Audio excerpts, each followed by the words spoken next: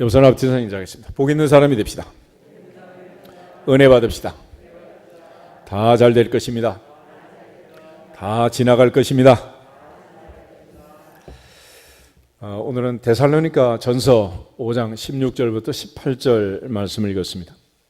우리가 잘 아는 말씀인데, 항상 기뻐하라, 쉬지 말고 기도하라, 범사에 감사하라. 이것이 그리스도 예수 안에서 너희를 향하신 하나님의 뜻이다 그랬습니다.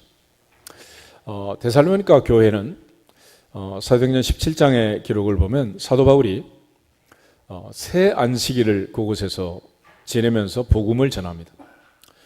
우리 식으로 하면 이제 주일 예배 3번 드린 거죠. 그런데 유대인들의 박해가 너무 심해서 더 이상 그곳에서 복음을 전하지 못하고 야밤도주를 해서 베레아로 넘어가게 됩니다. 베레아 사람들을 소개할 때 베레아 사람들은 데살로니가 사람들보다 더 신사적이었다. 말씀이 과연 그러한가 묵상하고 되새김질을 했다. 그렇게 말하는데 데살로니가 사람들은 신사적이고 베레아 사람들은 더 신사적이다. 그 신사라는 게 뭐냐? 젠틀맨인데 오픈 마인드, 열린 마음으로 말씀을 듣는 거예요. 데살로니가전서 2장 13절 한번 찾아보겠습니다.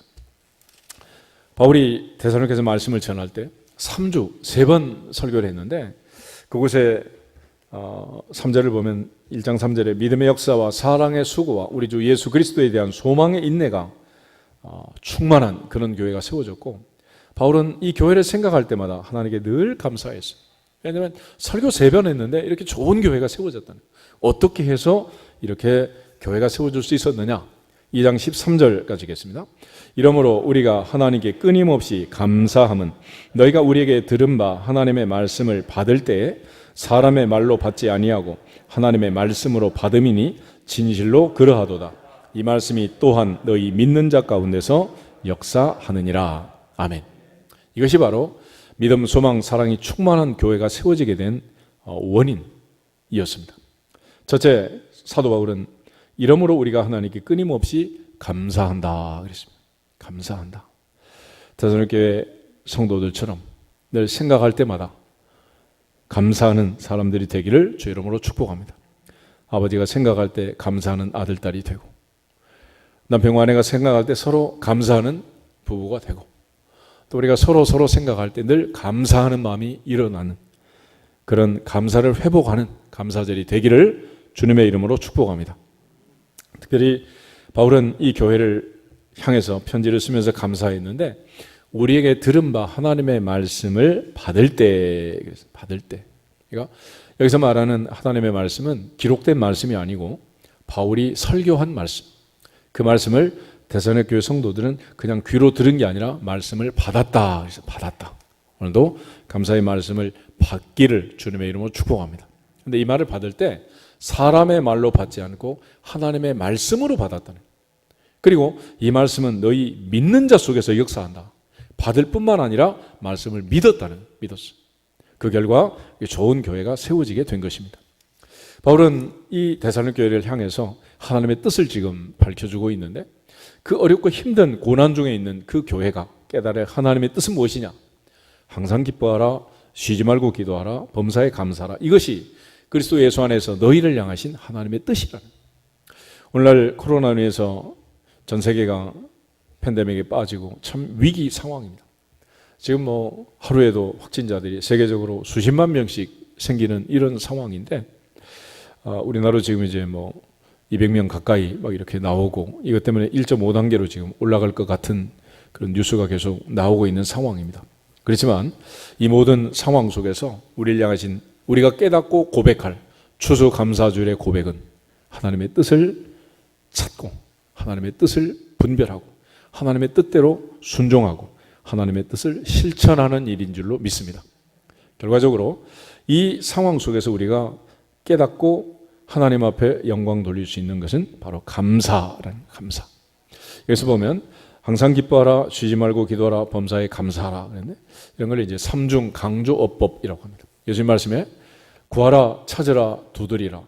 구하는 이마다 찾는 이가 두드리는 이에게, 이렇게 이제 강조가 되는데, 그래서 이제 기쁨과 기도와 감사라는 것은 사실은 이제 같이 삼각대처럼 서 있어야 쓰는 거지, 하나가 없으면 무너질 수밖에 없는 것입니다.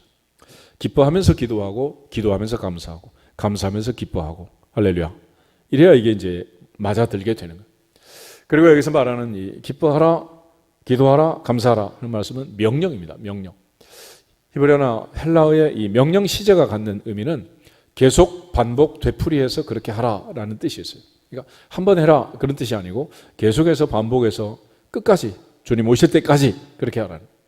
그러니까 기뻐하라 이 말만 해도 평생 기뻐하라는 것인데 그 앞에 이제 항상이라는 부사를 써서 또 강조를 합니다. 기도하라 할 때도 쉬지 말고라는 말을 써서 더욱더 강조하는 거예요. 사무엘은 기도하기를 쉬는 것을 뭐라 그랬습니까? 죄라고 했잖아요. 죄. 그래서 우리가 흔히 기도는 영혼의 호흡이라고 그래요. 그러니까 아무리 성질이 나고 분이 나도 숨은 어떻게 해야 돼? 쉬어야 되는 거예요. 다시 말하면 아무리 분노하고 지금 상황이 안 좋아도 감사를 뺏기면 된다 안 된다? 안 되네. 기도를 멈추면 된다 안 된다? 안 된단 말이에요. 안 돼. 그래서 범사에 어떤 환경에서든지 어떤 상황에 있든지 감사해야 한다. 그것이 하나님의 뜻이다. 그러므로 이 코로나 상황에서도 우리가 해야 할 하나님의 뜻은 바로 감사하는 일이다. 할렐루야. 그래서 이 감사와 자족하는 것, 감사와 자족 이 두 가지가 우리가 배워야 할 가장 중요한 하나님의 교훈이고 하나님이 이 팬데믹 시대에 우리에게 주는 하나님의 뜻인 줄로 믿습니다. 바로 감사라는 것. 그럼 감사는 뭐냐? 감사는 우리가 하나님께 받은 것을 받았다고 인정하는 것. 인정. 요즘 사람들 보면 이제 문자를 받아도 반응이 없고 불러도 대답이 없고 이런 분들이 많죠. 이렇게 무반응하면 안 돼. 하나님께서 주신 것은 주셨다고, 받은 것은 받았다고 고백하는 것, 간증하는 것. 그게 바로 감사를. 창세기 21장에 가면 사라 할머니가 이삭을 낳고서 여호와께서 나로 웃게 하시니 모든 사람이 나와 함께 웃으리로다 그랬어요. 내가 아들 낳은 게 아니고 누가 낳게 했다? 하나님께서 낳게 하셨다. 웃게 하셨다. 그래서 이삭의 이름은 웃음, 이츠하크라는 말은 웃음이라는 뜻입니다. 하나님이 나를 웃게 했다는 거예요. 한나도 사무엘을 낳고 나서 하나님이 누구신가를 간증합니다. 여호와는 죽이기도 하시고 살리기도 하시고 높이기도 하시고 낮추기도 하시는도다. 부하게도 하시고 가난하게도 하시고 올리기도 하시고 내리기도 하시는도다. 아이를 낳고 못 낳는 것, 인간의 생사화복은 전부 다 전능자의 손에 있습니다 라는 고백을 한 거예요. 우리 모두가 하나님 앞에서 전능하신 하나님, 살아계신 그 하나님의 손에 인류의 흥망성쇠가 한 개인의 생사화복이 달려있음을 믿고 추수감사주일에 특별히 감사하는 우리 모두가 되기를 주님의 이름으로 축복합니다. 바울은 한 단계 더 넘어가서 자족을 얘기합니다. 자족. 도저히 감사할 수 없는 상황에서도 감사하라는 거예요. 바울은 빌립보서에서 이런 고백을 해요. 나는 일체의 비결을 깨달았다. 모든 일의 비결을 깨달았다. 곧 배부름과 배고픔과 풍부와 궁핍에도 처할 줄 아는 일체의 비결을 배웠다는 거예요. 어떤 상황에 갖다 놓든지 어떤 환경이 오더라도 하나님 앞에서 기뻐하고 기도하고 감사하겠습니다 라는 다짐을 하고 있습니다. 그런 의미에서 바울은 내게 능력 주신 자 안에서 내가 모든 것을 할 수 있느니라 라고 고백한 것입니다. 특별히 디모데전서에서는 공술의 공수고 우리가 아무것도 가지고 온 것이 없으니 가지고 갈 것도 없다. 이 허망한 세상에서 자족하는 마음이 있으면 경건은 큰 이익이 된다 그랬습니다.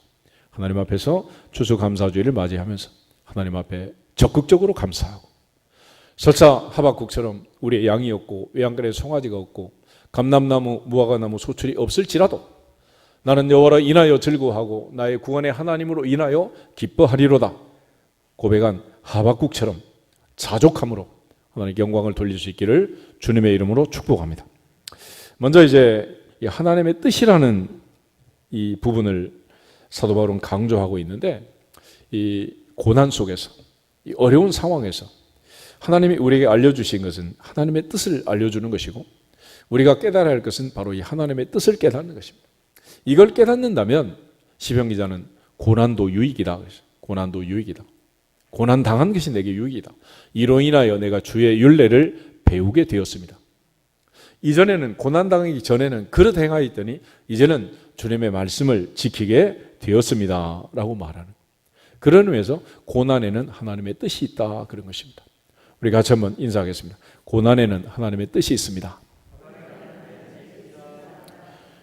이 어려운 상황에서 우리가 하나님의 뜻을 깨닫는다면 긴 인생, 또 남아있는 인생, 우리 자녀들의 긴 인생길에서 결코 이번 코로나 상황은 손해가 아니라는 하나님의 뜻을 깨달을 수만 있다면, 사도 바울은 로마서 12장 2절에서 너희는 이 세대를 본받지 말고 오직 마음을 새롭게 함으로 변화를 받아 하나님의 선하시고 온전하시고 기뻐하신 뜻이 무엇인지 분별하도록 해라. 하나님의 뜻을 분별하는 것, 이것이 고난 중에 우리가 해야 할 가장 중요한 일이다. 나를 향하신 내게 말씀하시는 하나님의 뜻이 무엇인가라는 걸 깨닫는 것입니다. 하나님 앞에서 이 뜻을 깨닫는다면 결코 손해가 아니다라는, 에베소서 5장을 한번 찾아보겠습니다. 에베소서 5장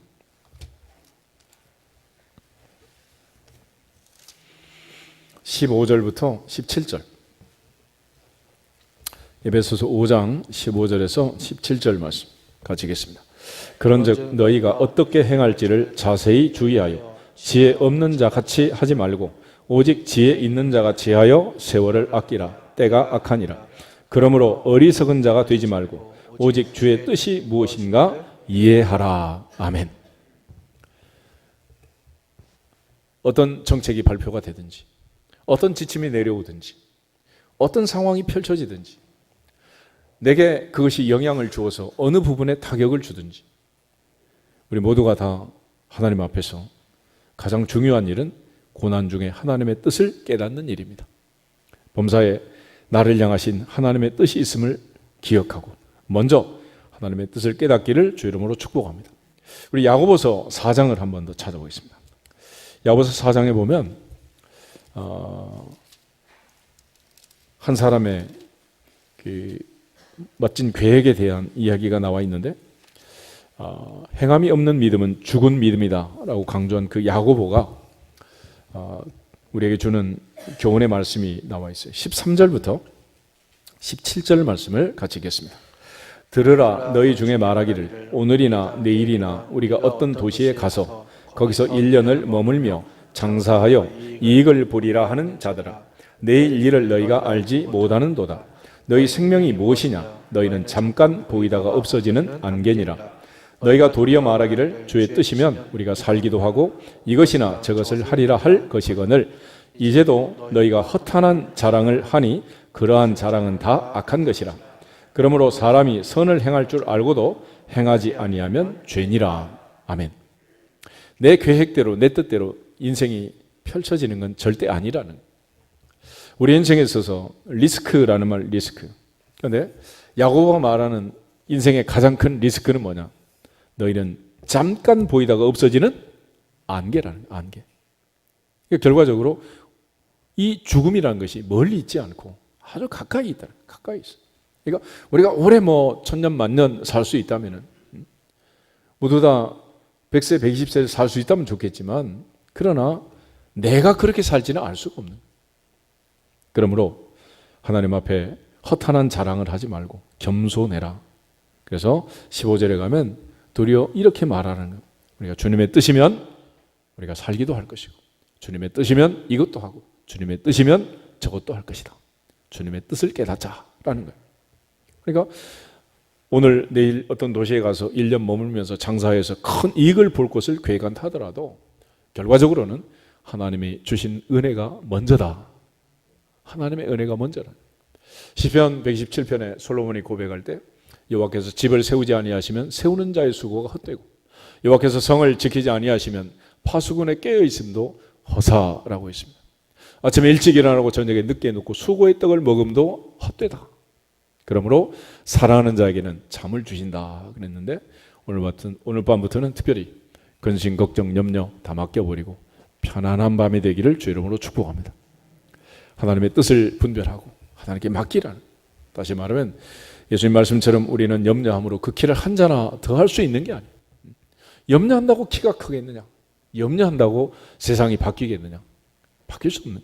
그러므로 하나님의 뜻을 분별하고 그 뜻에 순응하는 것, 그것이 감사절에 할 첫 번째 일입니다. 두 번째는 우리가 하나님 앞에 이제 감사절을 지키면서 범사에 감사하라 그랬는데, 이 감사가 뭐냐는 거지. 감사. 감사는 하나님이 주신 것을 주셨다고 인정하고 받은 것을 받았다고 고백하는 거예요. 우리 한번 다시 인사하겠습니다. 하나님이 주신 것을 주셨다고 인정합시다. 다시 한번, 하나님께 받은 것을 받았다고 고백합시다. 받고도 안 받은 척, 먹고도 안 먹은 척, 치매 걸린 시어머니처럼 하시면 안 된다. 받은 것은 받았다고 해야지. 그게 감사라는, 감사. 그동안 못해서 적신이 나와서 한평생 살았습니다. 여기까지, 이 자리까지 온 모든 것이 하나님의 은혜였고, 하나님이 주신, 하나님이 베푸신 그 사랑이었어요. 거기에 대해서 감사하는 것입니다. 또한 우리를 기르신 부모님의 은혜가 있고, 여러분이 배움의 길에서 여러분을 가르쳐준 많은 선생님들의 은혜가 있고, 또 특별히 신앙 안에서 오늘까지 우리를 길러주신 교회의 은혜, 이 모든 은혜에 대해 우리가 잊어버리면 안 되는 거예요. 하나님 앞에서 감사는 바로 성도의 품격이라는, 품격. 골로새서 3장을 한번 찾아보겠습니다. 골로새서 3장 15절에서 17절 말씀. 골로새서 3장 15절부터 17절 같이 읽습니다. 그리스도의 평강이 너희 마음을 주장하게 하라. 너희는 평강을 위하여 한 몸으로 부르심을 받았나니 너희는 또한 감사하는 자가 되라. 그리스도의 말씀이 너희 속에 풍성히 거하여 모든 지혜로 피차 가르치며 권면하고 시와 찬송과 신령한 노래를 부르며 감사하는 마음으로 하나님을 찬양하고, 또 무엇을 하든지 말에나 일에나 다 주 예수의 이름으로 하고 그를 힘입어 하나님 아버지께 감사하라. 아멘.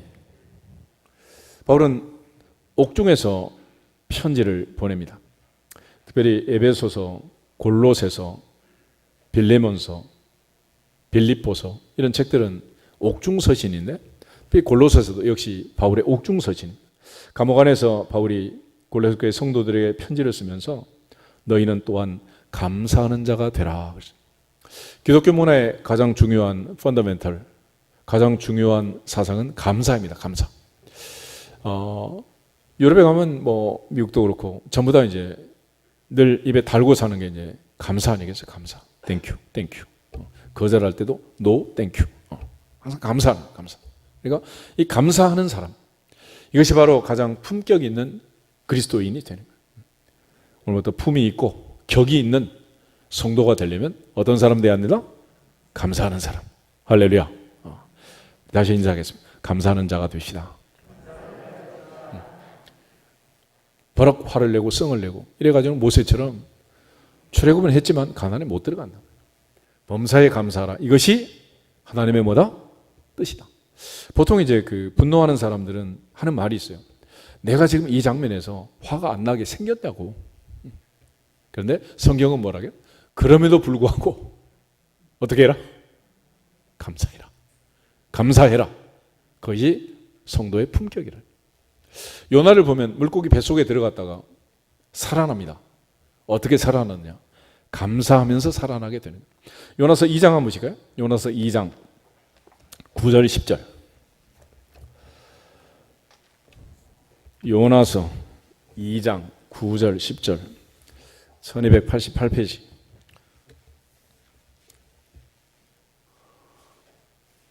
요나서 2장 9절하고 10절 이 두 절 같이 한번 읽어보겠습니다.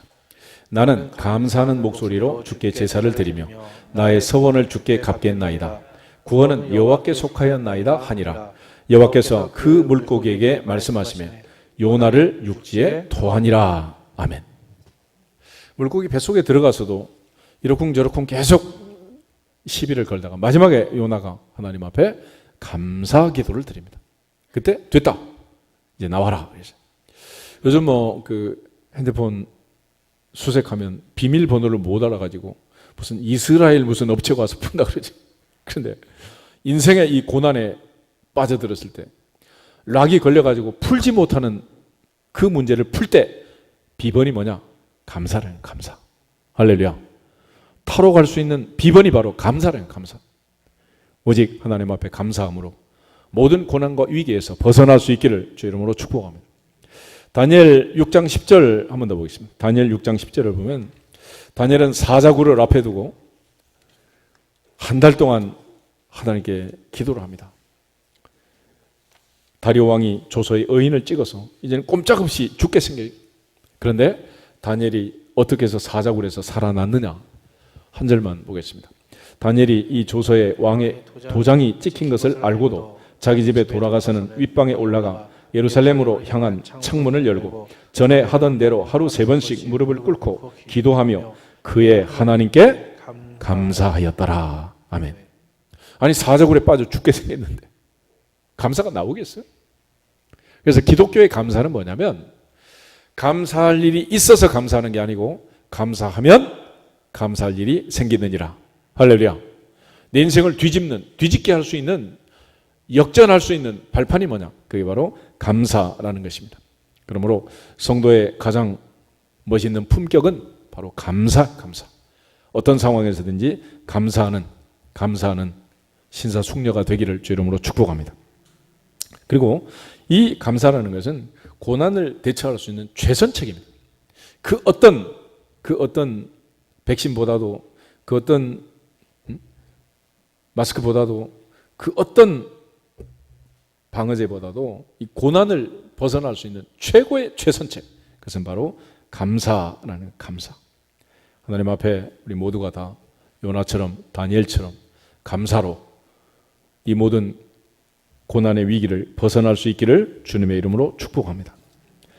특별히 사탄은 우리를 공격할 때 여러 가지로 공격을 해요. 근데 그 첫 번째가 뭐냐? 첫 번째가 물질로 공격해요. 물질. 두 번째는 자녀들. 세 번째는 육신의 질병과 병마. 이것들을 통해서 우리를 공격해요. 그러니까 이걸 통해서 계속 여부로 하여금 하나님 앞에 감사하지 못하게 하고 저주하게 하고 부인하게 하고 그걸 조건으로 해서 하나님과 딜을 하잖아요. 만약 욥의 입에서 감사가 아닌 다른 말이 나오면 내가 이긴 걸로 하고, 어떤 상황에서는 욥이 하나님께 부인하지 않고 감사하면 하나님이 이기는 걸로 합시다. 그래가지고 딜을 하는 거예요. 딜을. 이 바로 이제 욥기인데 놀랍게 욥은 입술로 범죄하지 않았다. 심지어 그의 아내가 와서 이래도 당신의 순전함을 굳게 지키겠느냐? 차라리 하나님을 욕하고 죽어라. 그런데도 욥은 그대의 말이 어찌하여 어리석은 여자의 말 같으냐? 우리가 하나님께 복을 받았으니 화도 받지 않겠느냐? 욥은 여전히 하나님 앞에 범죄하지 않았다 그래요. 특별히 가장 중요한 1단계가 뭐냐? 이 물질 문제. 이 코로나 상황에서도 많은 사람들이 힘들어하는 게 뭐가 힘들다는 거예요? 물질 때문에. 이것 때문에 힘들어요. 그렇지만 다윗은 하나님 앞에서 사망의 음침한 골짜기를 다니면서도 선포를 합니다. 여호와는 나의 목자시니 내게 부족함이 없으리로다. 할렐루야. 선포하는. 그러니까 내가 지금 있든지 없든지 그건 상관이 없어요. 내 말이 내 귀에 들린 대로 행하리라 하시는 하나님의 말씀 앞에서 반드시 믿은 대로 될지어다. 말한 대로 될지어다. 믿고 구한 것은 받은 줄로 믿으라. 그러면 그대로 될지어다. 하나님 앞에서 늘 선포하는 선포. 그러니까 아들을 보면서도 딸을 보면서도 너는 잘 될 것이다. 부자가 될 것이다. 지혜롭게 될 것이다. 형통하게 될 것이다. 할렐루야. 그렇게 얘기하지. 반대말을 하면 안 돼. 난 너만 생각하면 머리가 이런 식으로 이상한 소리 하면 안 되는 거야. 항상 복을 빌고. 할렐루야. 약속 안에서 하나님의 뜻 안에서 감사하면은 상황이 바뀐다는 거예요. 바뀌어. 그러므로 하박국처럼 아무것도 없다 할지라도 선포를 하는 거예요. 없을지라도 나는 여호와로 인하여 기뻐하고 나의 구원의 하나님으로 인하여 즐거워하리로다. 여러분 모두가 다 이 감사로 어떤 위기든지 벗어나는 품격 있는 성도가 되기를 주님의 이름으로 축복합니다. 그러면 이처럼 자족하고 감사할 수 있는 그 상황들을 보면 사탄이 우리로 하여금 감사하지 못하게 할 때 자꾸 유혹하고 미혹하는 게 뭐냐면 욕심이란 욕심. 성경은 한마디로 욕심이 잉태하면 죄를 낳고 죄가 장성하면 사망을 낳는다 그랬습니다. 에덴 동산에서부터 사탄은 거짓말을 가지고 계속 욕심을 자극하는 거예요. 하나님 왜 못 먹게 한 줄 아느냐? 눈이 밝아서 하나님처럼 될 걸 알고 하나님이 거짓말한 거야. 그래서 자꾸 이제 유혹하고 미혹하는 거죠. 우리가 마음의 욕심을 가지고 있으면 감사가 안 되고 자족이 안 되는 거예요. 많은 욕심보다도 조금 더 가지려고 하는 그것이 우리로 하여금 끝없는 탐심에 빠지게 하는 것입니다. 누가복음 12장을 찾아보겠습니다. 누가복음 12장에 보면 예수님 살아계실 때 한 사람이 예수님을 찾아와 가지고 자기 형과 유산을 나눠 달라고 얘기를 해요. 아마 형이 욕심이 많아 가지고 혼자 독차지하려는 그런 상황인 것 같아요. 13절부터 우리 15절을 보겠습니다. 무리 중에 한 사람이 이르되 선생님 내 형을 명하여 유산을 나와 나누게 하소서 하니 이르시되 이 사람아 누가 나를 너희의 재판장이나 물건 나누는 자로 세웠느냐 하시고 그들에게 이르시되 삼가 모든 탐심을 물리치라. 사람의 생명이 그 소유에 넉넉한 데 있지 아니하니라 하시고. 아멘. 그러니까 지금 당장은 내가 형보다 유산을 많이 받고 최소한 똑같이 분배를 받아야 될 것 같은데 예수님은 이 사람에게 탐심을 물리치라. 삼가 모든 탐심을 물리쳐라. 그렇게 말씀을 하세요. 네 속에 지금 내가 보니 탐심이 있다라는 거예요. 그런데 거기에 덧붙여서 예수님이 한 비유를 들게 됩니다. 한 사람이 농사를 지었는데 가을에 너무 풍년이 들고 수확이 많이 얻게 된 거예요. 그러자 창고가 지금 부족하게 생겼습니다. 그래서 창고를 헐고 더 크게 짓고 모든 곡식과 물건을 거기 쌓아두고 그리고 이 사람이 하는 말 19절부터 21절 계속해서 한번 보겠습니다. 19절 또 내가 내 영혼에게 이르되 영혼아 여러 해 쓸 물건을 많이 쌓아 두었으니 평안히 쉬고 먹고 마시고 즐거워하자 하리라 하되 하나님은 이르시되 어리석은 자여 오늘 밤에 내 영혼을 도로 찾으리니 그러면 내 준비한 것이 누구의 것이 되겠느냐 하셨으니 자기를 위하여 재물을 쌓아두고 하나님께 대하여 부요하지 못한 자가 이와 같으리라. 아멘. 주님께서는 재물이 아무리 많아도 리스크가 있다는 거예요. 누구도 피할 수 없는 리스크, 그게 바로 누구냐? 죽음이라는 죽음. 그러니까 아무리 많은 재물을 쌓았어도 오늘 밤에 죽으면 의미 있다 없다? 무슨 의미가 있겠어요? 아무 의미가 없는 거지. 그런데 그 죽음이란 녀석이 좀 멀리 최소한 한 10년, 20년 뒤에 있으면 좋겠는데 예수님 말씀은 오늘 밤에 너의 영혼을 불러갈 수도 있다. 하나님이 오늘 밤에 너의 영혼을 도로 찾아갈 수가 있다는 거예요. 그러면 너의 쌓아둔 모든 것이 누구의 것이 되겠느냐? 우리가 이 세상만 생각하고 육신만 생각한다면 그게 이제 중요한 일이 되겠죠. 그런데 영원한 세상을 생각하고 다음 세상을 생각하고 거기까지 생각한다면 이 세상의 부귀영화는 그렇게 중요한 게 아니라는. 예수님은 솔로몬의 모든 부귀영화를 들의 백화보다 못하다 그렇게 말씀하셨어요. 특별히 하나님 앞에서 이 세상에 있는 모든 것이 전부가 아니고 이 세상에서 우리가 재물을 쌓는다고 해도 그걸 누릴 수 있어야지 누리지 못하면 의미가 없다는 거예요. 그러니까 세상의 재물의 복이라는 것은 누리는 자의 복입니다. 누리는 자. 그러니까 쌓는 자의 복이 아니라 누리는 자의 복이다. 그래서 흔히 그러잖아요. 쓴 것만 내 돈이다. 쌓아놓은 것은 며느리 돈이다. 내 돈이 아니야. 그러니까 하나님 주신 은혜를 누려야 되는 거지 누리지 못하면 무슨 의미가 있겠어. 또 특별히 건강해야 내 재산이 되는 거지 건강하지 못하면 유산이다 그러잖아. 그러니까 하나님 앞에서 이 감사하고 자족할 때 사탄이 늘 공격하는 첫 번째 루트가 이 물질 이거 가지고 계속 힘들게 하고 걱정하게 하고 염려하게 하고 무엇을 먹을까 마실까 입을까 이렇게 만드는데 그런 부분에 대해서 그렇게 염려하고 걱정하지 말아라라는 것을 강조해요. 아굴의 기도가 있는데 잠언 30장을 한번 찾아보겠습니다. 이 아굴이라는 사람은 그런 의미에서 예수님의 이 말씀을 가장 잘 이해한 사람 중에 한 사람인데 잠언 30장 7절에서 9절 아굴의 기도가 나와 있습니다. 기도하는 심정으로 같이 한번 읽어보겠습니다.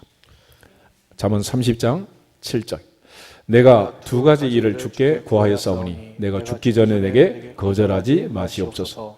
곧 헛된 것과 거짓말을 내게서 멀리 하옵시며 나를 가난하게도 마옵시고 부하게도 마옵시고 오직 필요한 양식으로 나를 먹이시옵소서. 혹 내가 배불러서 하나님을 모른다 여호와가 누구냐 할까 하오며 혹 내가 가난하여 도둑질하고 내 하나님의 이름을 욕되게 할까 두려워함이니이다. 아멘.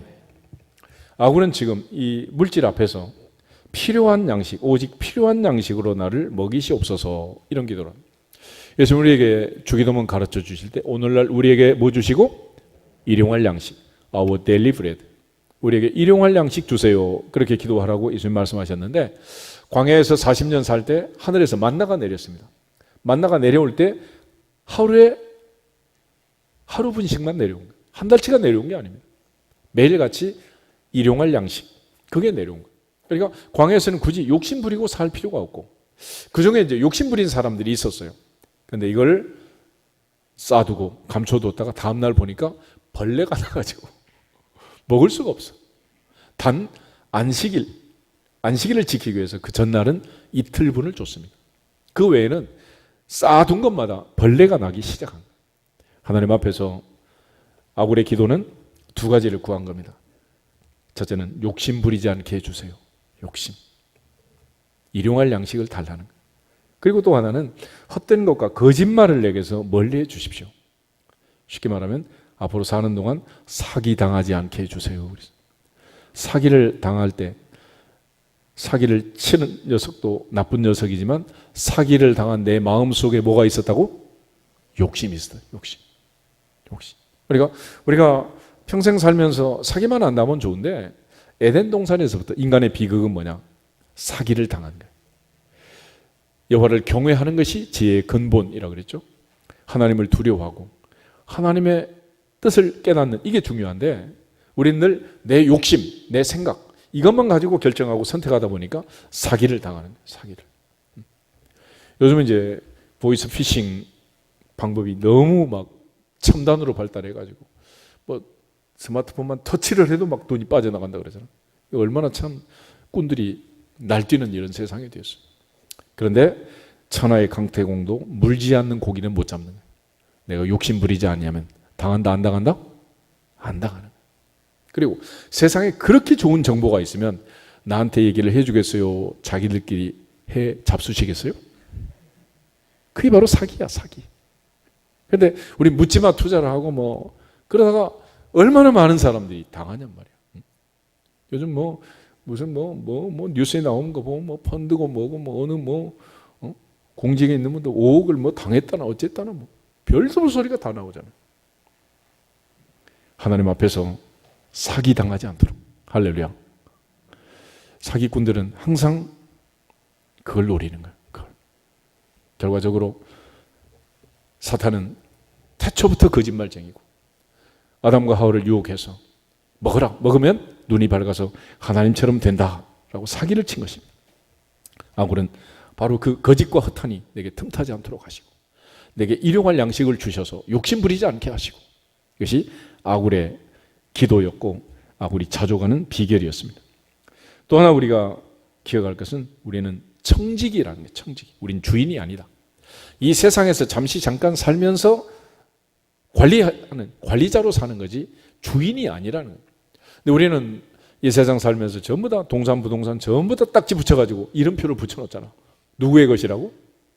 심지어 하늘에 있는 별까지 저 별은 나의 별, 저 별은 너의 밭 그러면서 막 이름표를 붙여가지고 이게 내 것이 아닌 거야. 바울이 얘기한 것처럼 자족을 배우지 않으면 아무것도 할 수 없어. 신명기 8장에 가면 사람이 떡으로 사는 게 아니라 하나님의 입에서 나온 모든 말씀으로 산다 그랬습니다. 말씀으로. 다윗은 하나님이 내게 주신 것을 주님께 드렸을 뿐입니다 라고 말하면서 이 세상 사는 동안 내 힘과 내 능력이 아니라 내 힘과 내 능력으로 재물을 얻는 것이 아니고 너희 하나님 여호와께서 내게 재물을 얻을 힘과 능력을 주신다 그랬습니다. 하나님께서 우리에게 자녀들의 인생길에 더해 주시는 복이 있기를 주의 이름으로 축복합니다. 우린 단지 청지기의 삶을 청지기 갈 땐 다 놓고 간다. 그런 면에서 바울은 자족을 얘기하게 되는데 우리 빌립보서 4장 한번 찾아보겠습니다. 빌립보서 4장. 빌립보서 4장에 우리가 제일 많이 인용하는 구절은 13절. 내게 능력 주시는 자 안에서 내가 모든 것을 할 수 있느니라, 이런 얘기를 하는데, 도대체 하나님은 어떤 능력을 주시고 바울에게 모든 것을 할 수 있도록 했느냐라는 거예요. 바울이 이제 고백하는 내용은 11절 12절에 나와 있습니다. 같이 읽겠습니다.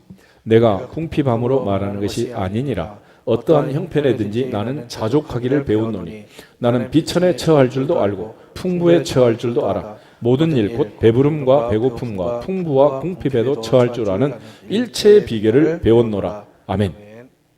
그러니까 지금 바울이 말하는 일체의 비결은 자족이라는 것이고, 자족을 배웠다는 것이고, 모든 것을 할 수 있는 능력 자체도 자족이라는 거예요. 자족. 풍부해도 넘어지지 않고 배고파도 넘어지지 않고. 근데 아굴은 그게 위험하니까 나는 너무 배부르기도 하지 말고 너무 배고프기도 하지 말고 일용할 양식만 주세요. 1인분만 주세요. 하루치만 주세요. 그랬는데 바울은 어떤 경우에 갖다 놔도 난 괜찮습니다. 나는 일체의 비결을 배웠습니다. 그게 바로 자족, self-sufficient. 스스로 만족하는 거예요. 셀프라는 셀프. 우리가 흔히 자존감, 자신감 이런 얘기를 하죠. 자자는 누가 결정한다는 거예요? 내가. 감이라는 거는 feel이야, feel, feeling. 느낌이 좋다. 누구 느낌? 내 느낌이지 뭐. 그러니까 내가 결정을 하는 거예요. 내가 나는 어떤 경우에도 할 수 있다. 흔들리지 않는다. 이런 결정을 하는 것. 그것이 바로 이제 자족이라는 것입니다. 왜 그렇게 바울은 자족을 배울 수 있었느냐? 그는 너무도 많은 어려움을 당했고 환난과 시련을 당했습니다. 산의 위험, 강도 위험, 동족의 위험, 바다의 위험, 춥고 배고프고 헐벗고 돌로 맞고 태장으로 맞고 40에 하나 감한매를 5번 맞고 너무도 많은 고생을 한 거예요. 그런데 그때마다 하나님께서 은혜를 주셔서 그를 위로하시고 그를 붙들어 주셨습니다. 여호와로 인하여 기뻐하고 나의 구원의 하나님으로 인하여 즐거워할 수 있도록 그는 자족의 원리를 배운 거예요. 그런 차원에서 바울은 이 자족을 설명할 때 디모데전서 6장을 보면 새로운 관점에서 이제 얘기를 합니다. 6절부터 8절을 먼저 보겠습니다. 디모데전서 6장 6절에서 8절. 그러나 자족하는 마음이 있으면 경건은 큰 이익이 되느니라. 우리가 세상에 아무것도 가지고 온 것이 없음에 또한 아무것도 가지고 가지 못하리니 우리가 먹을 것과 입을 것이 있은즉 족한 줄로 알 것이니라. 아멘. 바울은 여기서 자족을 얘기하면서 이유를 설명합니다. 세상에 아무것도 가지고 온 것이 없었다. 그리고 아무것도 가지고 갈 수 없다. 모태에서 태어날 때 그야말로 피덩이가 태어났고 마지막 갈 때 수의를 입고 입관해서 세상을 떠나게 될 텐데 마지막 삼배 옷을 입히잖아요. 그런데 그 옷의 특징은 주머니가 없는 거예요. 주머니가. 요즘 막 손자 손녀들이 편지 써가지고 가슴에 넣어주고 막 그러던데 그건 못 가져가는 거예요. 이제는 더 이상 가지고 온 것도 없고 가지고 갈 것도 없다. 그러므로 이 세상 사는 동안 먹을 것, 입을 것이 있으면 족한 줄로 알아라. 스스로 만족해라. self-sufficient. 스스로 족한 줄 알고 자족하고 만족하라고 얘기합니다. 그것이 바로 어떠한 유혹과 미혹 앞에서도 감사를 뺏기지 않는 비결이에요. 비결. 그러므로 추수감사주의를 맞이하면서 범사에 감사하고 범사에 자족할 수 있기를 주님의 이름으로 축복합니다. 그럼에도 불구하고 우리에게 있어서 또 걱정거리가 있잖아. 평생의 기도 제목 2가지가 있는데 그 중에 하나는 자식. 내 마음대로 할 수 있다 없다. 이 집이나 저 집이나 다 마찬가지. 그러나 하나님께 맡겨야 되는 거지 내가 마음대로 할 수 있는 게 아닙니다. 또 생로병사의 과정을 거쳐서 마지막 이제 세상을 떠나게 되는데 우리나라 사람들 평균 연령이 남자 여자 82세 막 87세 뭐 이렇다 그러는데 근데 그때까지 모세처럼 마지막 날까지 등산하고 야호하고 죽으면 딱 좋겠는데 평균 한 10년 가까이 병상에 누웠다가 돌아가신다. 누웠다가. 건강 문제. 건강을 누가 아프고 싶어서 아프겠어요. 그러니까 이 2가지를 가지고 사탄이 계속해서 또 우리를 힘들게 하는 거야. 그래가지고 뭘 뺏어간다고? 감사를 뺏어가는 거야. 그러니까 자식의 일에 대해서 또 질병과 병마에 대해서 우리가 대처를 해야 돼요. 시편 127편에 가면 하나님께서 솔로몬을 통해서 주신 시편인데, 자식은 여호와의 주신 기업이고 태의 열매는 상급이다 그랬습니다. 그러니까 자식은 내 자식이기 전에 누구의 자식이다? 하나님 자식이다. 그럼 내가 붙들고 걱정해야 되겠어요? 그분한테 맡겨야 되겠어요? 맡기면 되는, 맡겨. 그러니까 우리가 맡기지 못하니까 늘 염려를 하는 거죠. 특별히 우리 집사님들, 권사님들은 아들을 보면 그게 어디서 나온 거야? 어디서 나왔어? 내 뱃속에서 나온 거 아니야? 근데 이게 지금 엄마 늙었다고 지금 이게 지금 문제야, 이게. 그런데 자식은 내 자식이 아니다. 하나님의 것이야, 하나님. 그러므로 하나님께 맡겨야 됩니다. 사람이 죽으면서 제일 염려하는 것, 그게 바로 이제 자식인데, 창세기 48장 한번 찾아보겠습니다. 창세기 48장에 보면 야곱이 세상을 떠날 때 70명의 가족이 이제 애굽에 내려가서 430년 만에 이제 거대 민족으로 출애굽을 합니다. 그런데 야곱이 내려가서 이제 130세에 내려가서 147세에 세상을 떠나요. 17년 동안 살고 마지막 그 세상을 떠나기 전에 요셉의 두 아들 에브라임과 므낫세를 축복합니다. 장자 므낫세보다 차자 에브라임을 앞세워 축복했고, 또 이제 요셉에게, 그의 형제들에게, 자녀들에게 이제 12지파를, 12아들을 축복하는 메시지가 49장에 나오는데, 그 말을 하기 전에 이렇게 말해요. 21절 22절 보겠습니다. 48장 21절. 이스라엘이 요셉에게 또 이르되 나는 죽으나 하나님이 너희와 함께 계시사 너희를 인도하여 너희 조상의 땅으로 돌아가게 하시려니와 내가 내게 내 형제보다 세겜 땅을 더 주었나니 이는 내가 내 칼과 활로 아모리 족속의 손에서 빼앗은 것이니라. 아멘. 야곱은 한마디로 나는 죽으나 누가 함께 하신다? 하나님이 함께 하시고 아브라함, 이삭, 야곱의 땅, 약속의 땅으로 너희 하나님이 돌아가게 하실 것이다.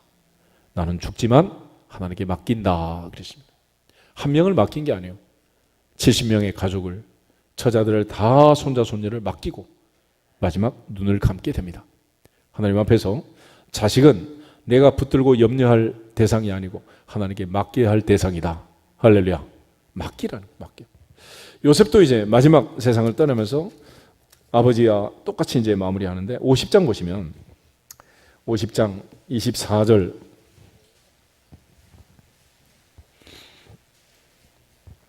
부터 26절 보겠습니다.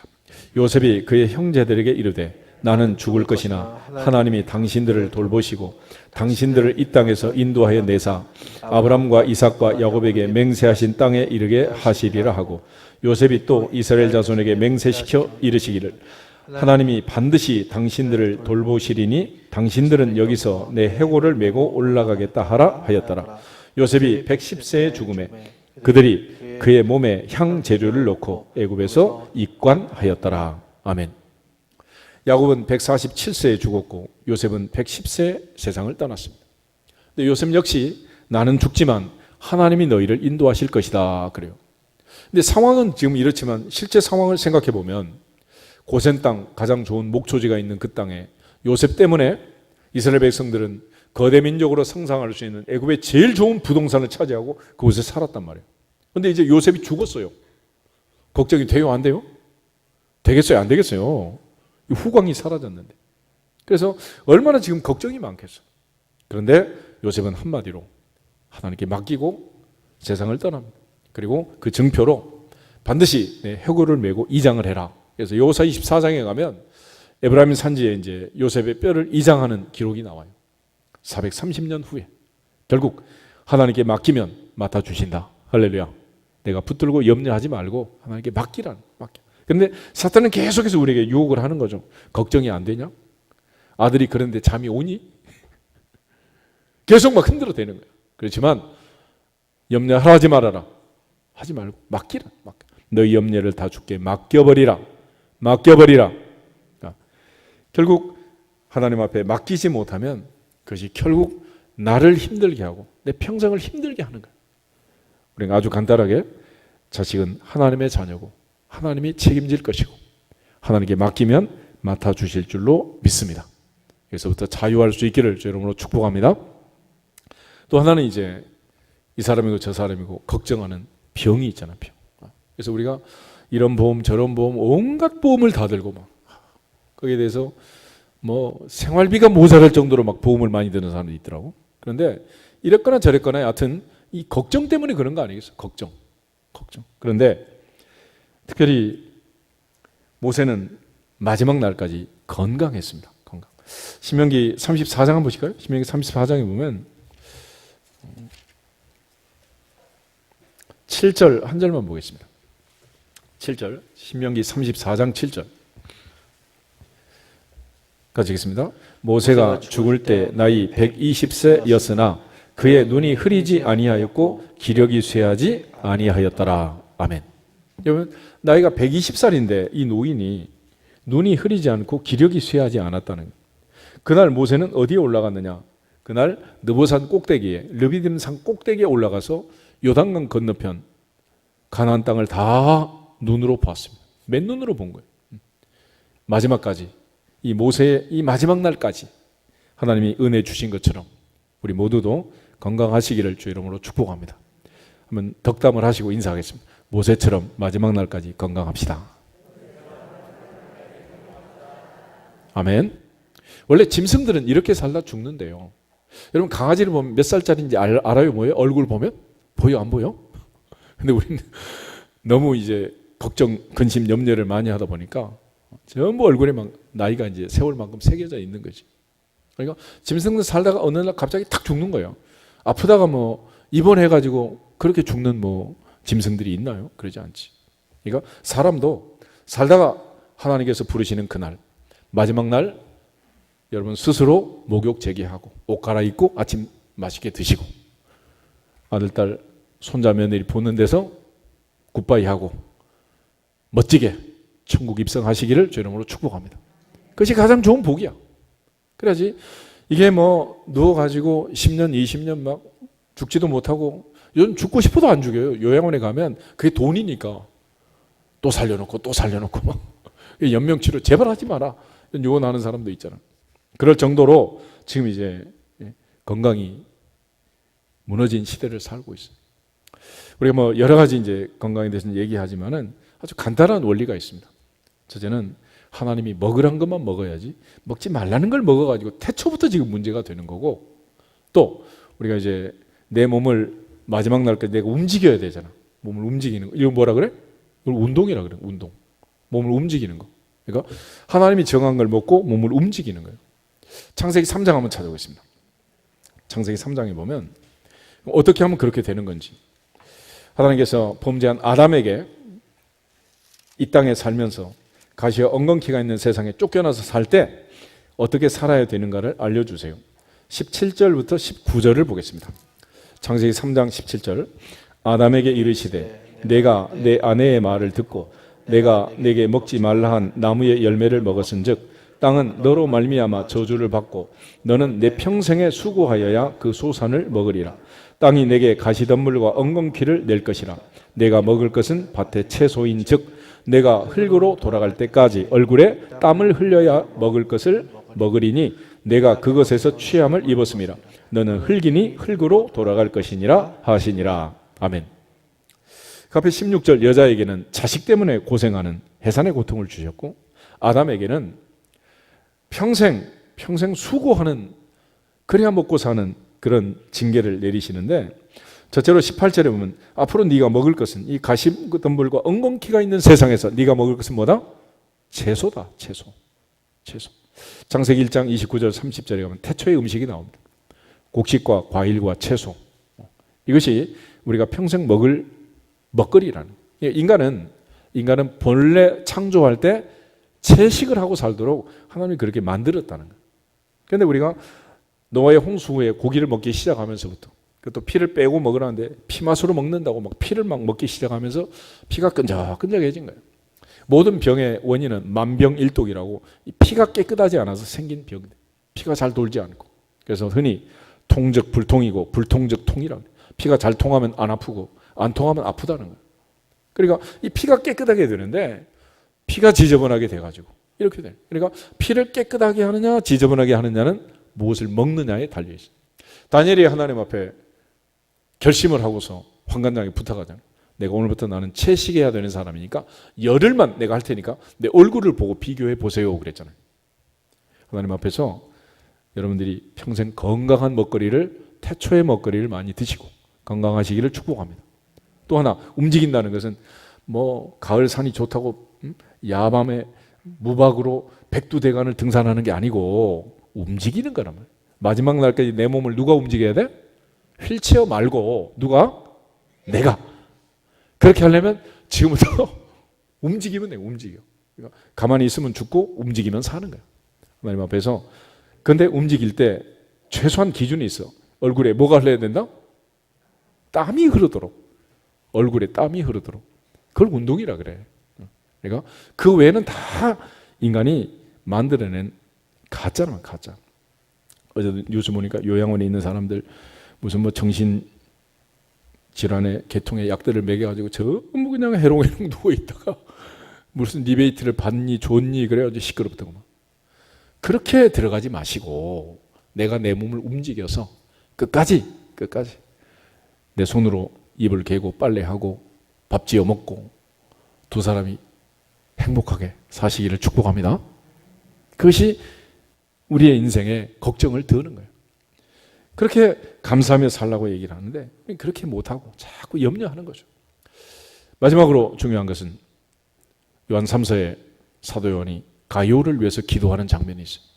영혼이 잘된 같이 범사가 잘되고 건강하기를 내가 구한다 그랬습니다. 그러니까 육신의 건강 다 중요하지만 무엇보다도 마음의 건강이다. 마음이 건강한 사람의 특징이 뭐냐? 그게 바로 감사라는 감사. 모든 지각이 뛰어난 하나님의 평강이 너희 마음과 생각을 지키시리라. 오늘부터 어떠한 경우에도 항상 기뻐하고 쉬지 말고 기도하고 범사에 감사함으로 마음이 건강하고 정신이 건강하고 영혼이 잘되고 행복한 사람들이 되기를 주 이름으로 축복합니다. 그러면 어떤 경우에도 사탄이 우리를 유혹하고 미혹해서 흔들 수가 없는 거예요. 그런데 우리는 늘 이 부분에서 이제 막혀 있는 거죠. 하나님 앞에서 추수감사주의를 맞이하면서 내게 주시는 주님의 음성을 듣고 여러분 모두가 영혼이 잘된 같이 범사가 잘되고 건강하시고 특별히 자녀들 대대로 하나님께 다 맡겨버리고 믿음으로 승리할 수 있기를 특별히 품격 있는 감사하는 성도가 되기를 주 이름으로 축복합니다. 다 같이 주 예수 그리스도의 이름으로 감사할지어다 선포하고 기도하겠습니다. 하나 둘 셋. 주 예수 그리스도의 이름으로 감사